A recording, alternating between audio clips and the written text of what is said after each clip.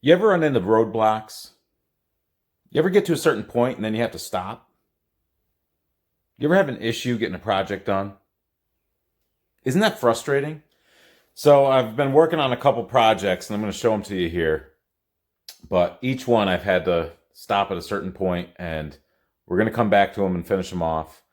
But I've been working on my son's blacked out ATC 70 and we've got it almost there. You'll see we lack the finishing touches, and we'll get to that. And then I was working on what used to be my Big Blue. Big Blue's going back to Big Red. And I shot myself in the foot on that about 5 years ago when I did this. And we'll show you what has forced us to stop today. And then we're bringing home something new. So we'll show you what we bring home, and why not? You know, add to the insanity that is This Old Trike Garage. Hey everybody, welcome back to This Old Trike. Today, we're doing the start of the finishing touches on Bennett's custom ATC 70. So in the last video you watched us build that's this video here. And today we're going to put the ATD ATC grab bar on, as well as the ATC Addiction front number plate. We're not going to be rocking this number plate decal though. We got some awesome decals from Bruce at Blue Line Decals coming in. This is a pretty cool sticker though. We'll probably stick that somewhere. So these two things will go on. Bennett has been out here ahead of me. He's got the battery box off, the old grab bar off. It looks like we are ready to mount this on.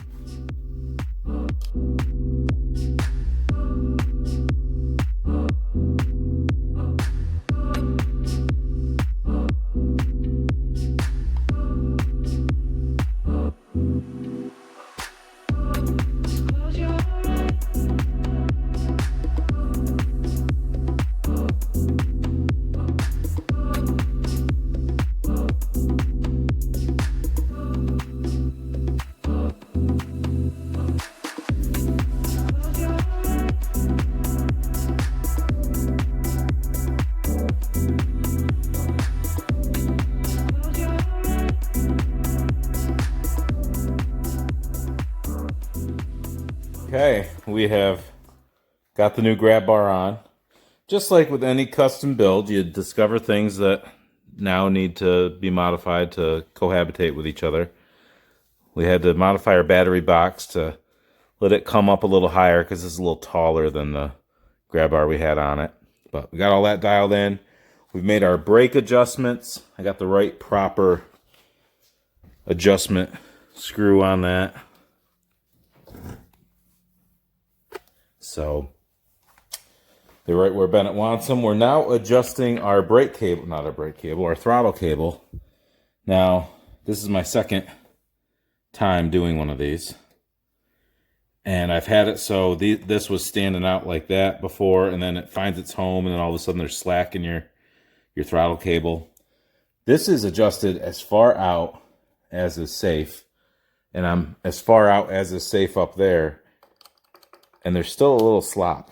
So I was thinking if I could put something inside there, that would be a cool fix. And I had the idea to take a needle seat out of a carburetor and put a slot in it. Now I'm going to stick that in the adjustment right here and see what happens. Okay, so I don't need it all the way out because that'll be too much.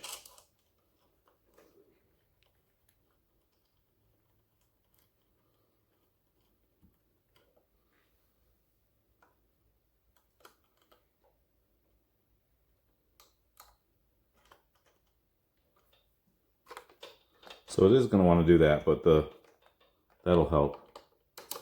I can probably adjust it down here.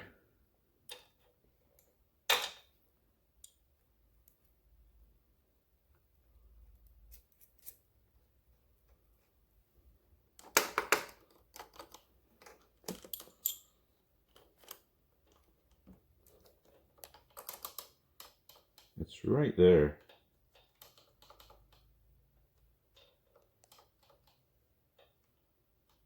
It's perfect.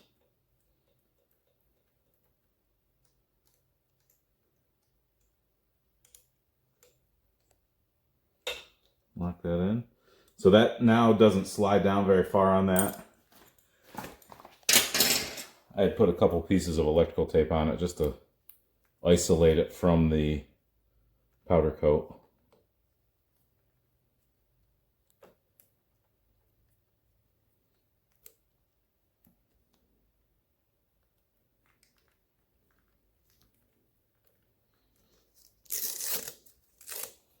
I've been using these Velcro straps to hold it down.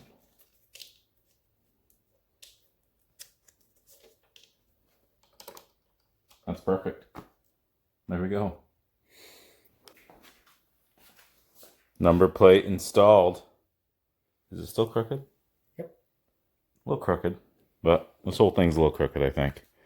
We're going to get the gas tank on and fenders on. Then we'll take it for a test drive with all the new goodies on it.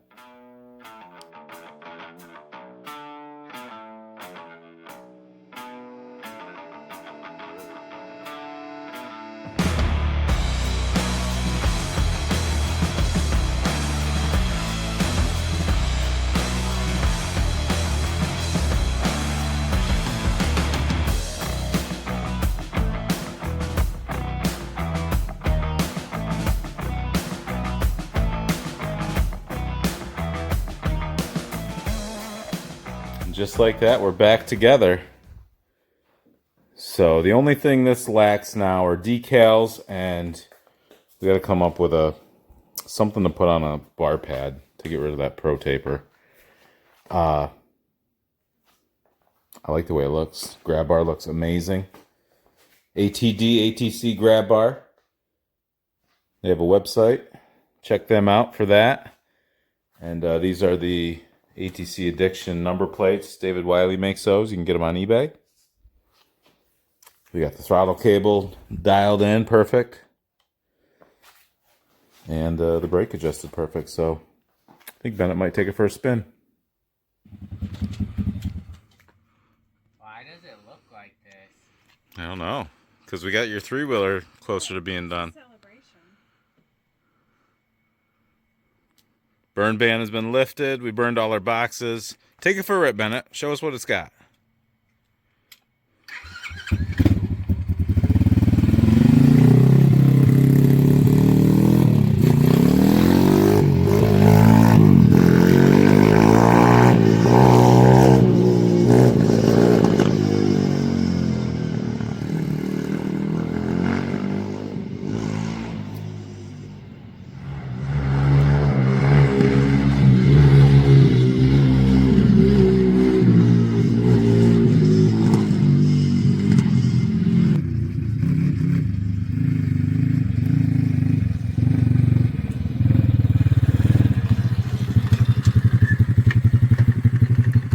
Throttle feel better? Oh yeah.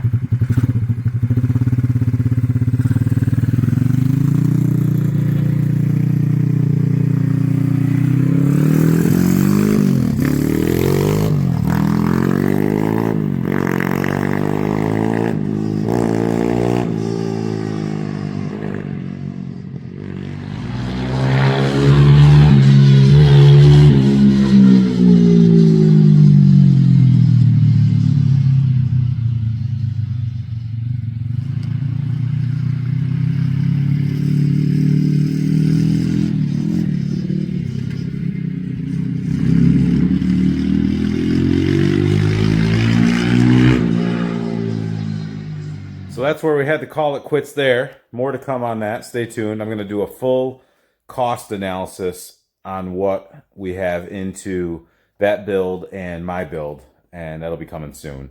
I know a lot of people have been wondering what these 70s cost to build. So since I had a minute to myself, then I was like, well, I wanted to turn my big blue back into a big red and put the fenders on a different machine. So I started that. Here's how that went.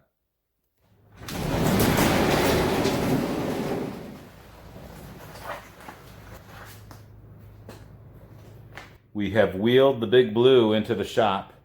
Let me tell you what the plan is for it and try to keep up. It's a little bit complicated. Here's the plan. And it is a 3-part plan, which is a good plan when it comes to 3-wheelers, because 3 is the magic number, right?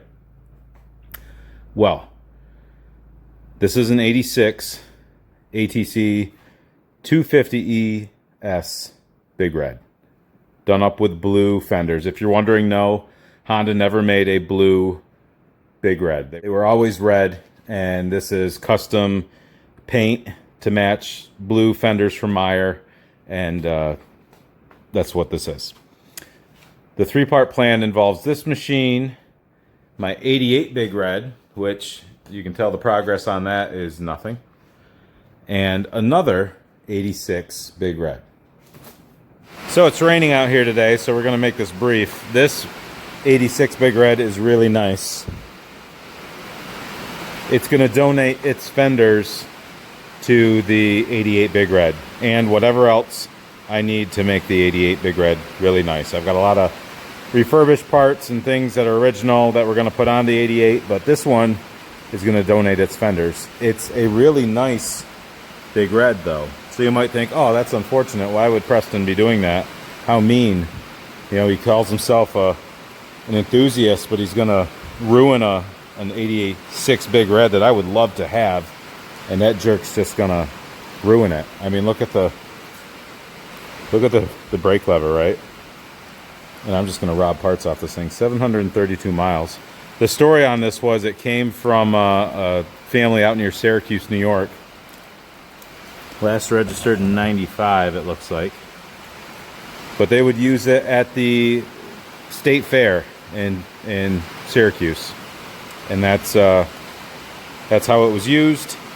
And now I'm going to destroy it. But I'm not. I'm going to put all the blue fenders and things back on this. So this will become my Big Blue. What am I going to put on the Big Blue for fenders? Am I going to put the 88 Big Red fenders? No. I just don't want to do that. I want to hang on to the original 88 fenders. But as you recall from one of our last videos, we got these fenders from our friend Matt Coggs, who is the guy behind Garage MC YouTube channel. So check him out if you haven't. We got a whole bunch of stuff from him. It's raining really hard. Let's get back in the shop. Wow. Wow, that was a lot of rain. So, we're going to strip all the blue off this. Ultimately, it's going to go on that other 86. The spare fenders we got from Matt Coggs are going to go on this machine with the original metal tank from that 86.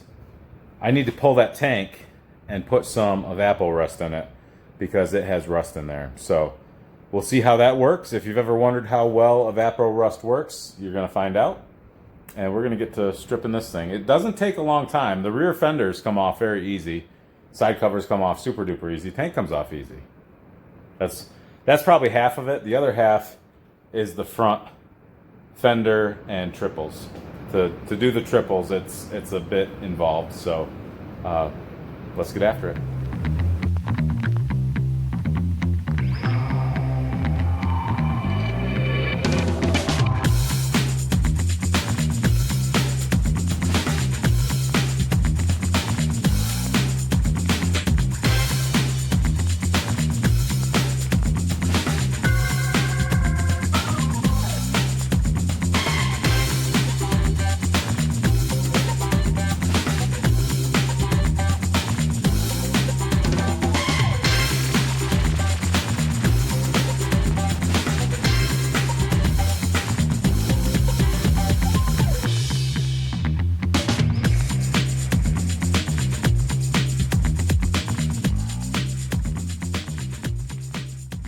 Well, we're going to have to stop. And here's why. You'll see we've got the forks off the front, the triples off. This was the most convenient way I could think to do it, so I don't have to... That is a snake's den of wiring that I don't want to get into. So to just let that rest there, we can slide the red forks in and mount things up. And I would have gotten it all the way, except if it hadn't been for you rotten kids. That invention is worth a fortune. And it would have been mine if it hadn't been for those meddling kids. No. If it hadn't been for these tapered bearings that I put in here, back when I made this a big blue, I said, well, now's the time to do it. You know, I'm going to make this nice and special, and better put tapered bearings in there. And when I first saw that, I said, oh yeah, that's right. I put tapered bearings in.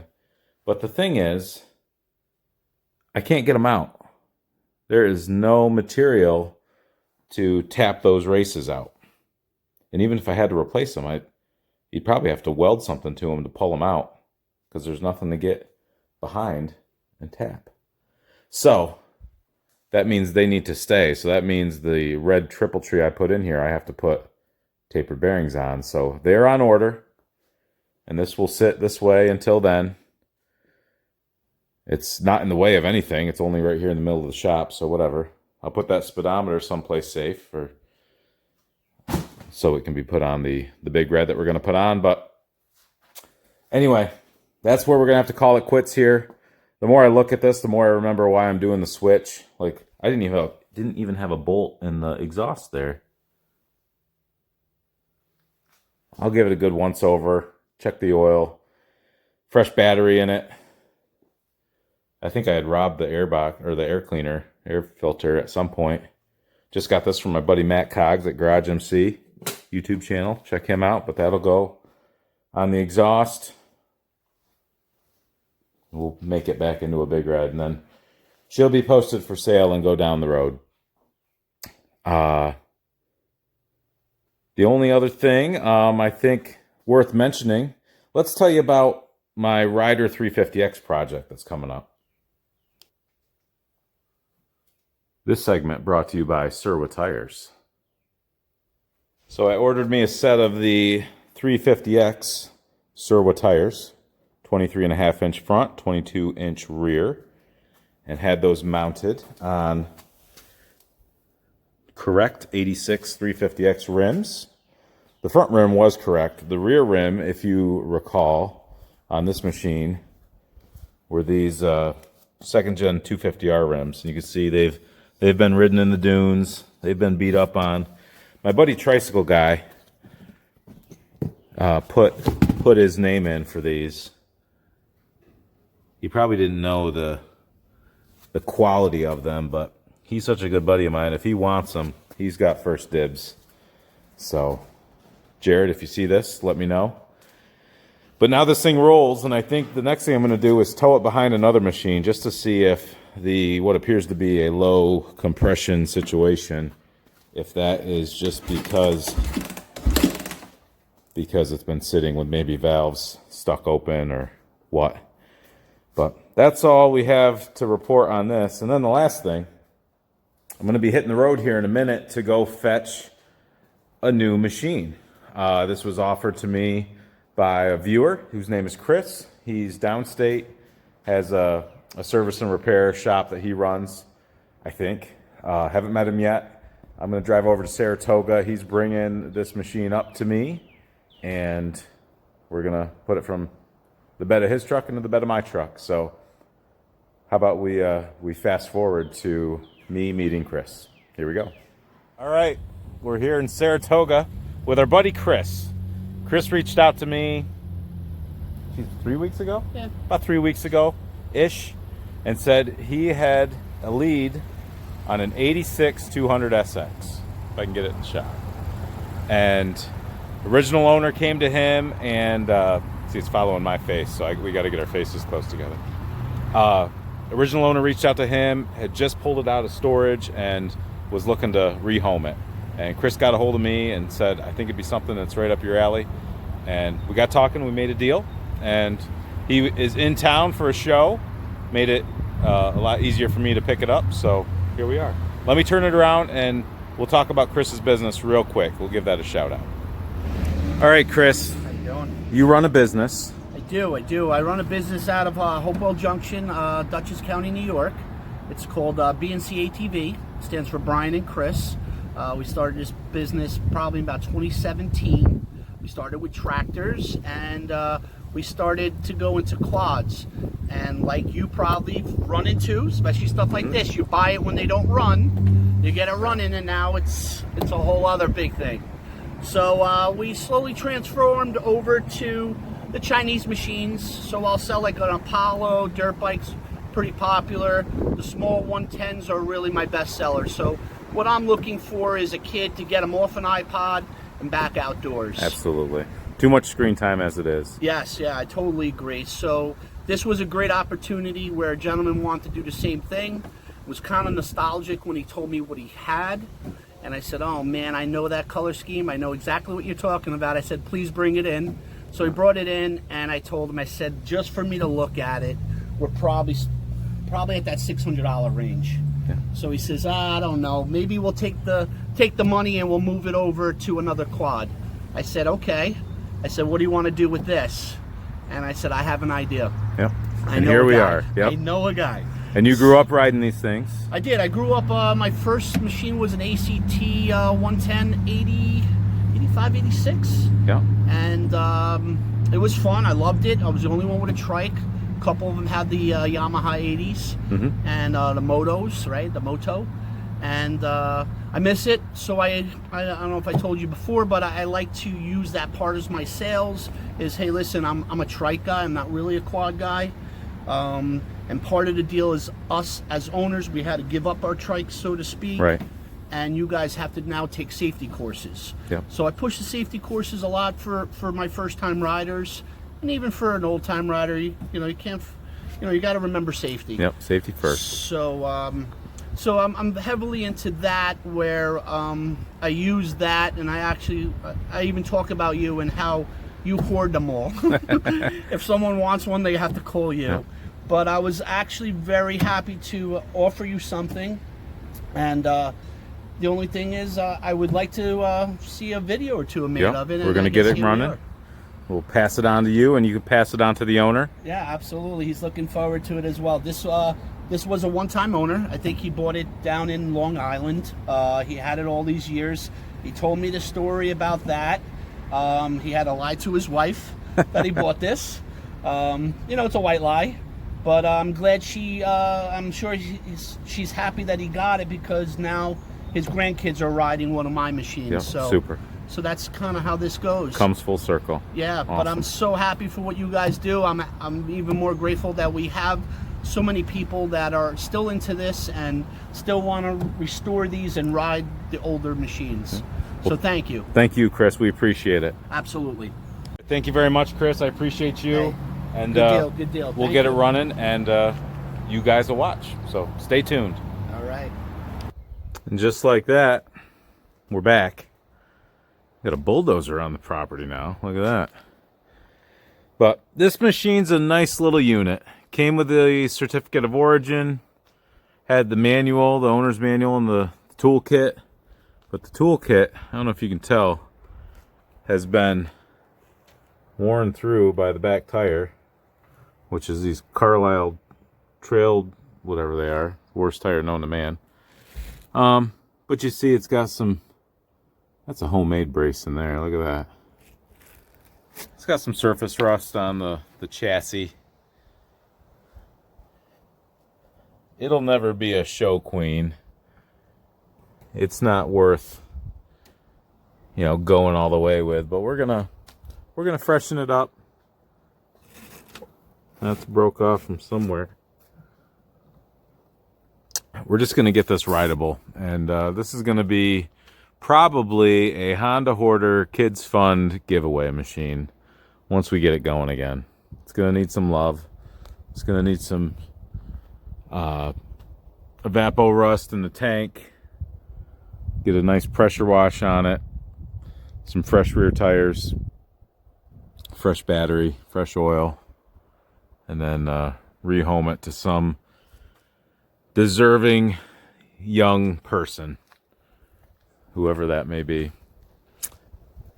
And that's the story. Thanks for watching, though. I hope this related with maybe some of your projects when you go as far as you can, and then you just have to wait for something to come in the mail. And then something else pops up and you bring that home. So the whole video about nothing. This is the Seinfeld of the ATC YouTube video series. Just a big video about nothing. But this is what happens a lot. So thanks for watching, and appreciate each and every one of you, and we'll catch you next time.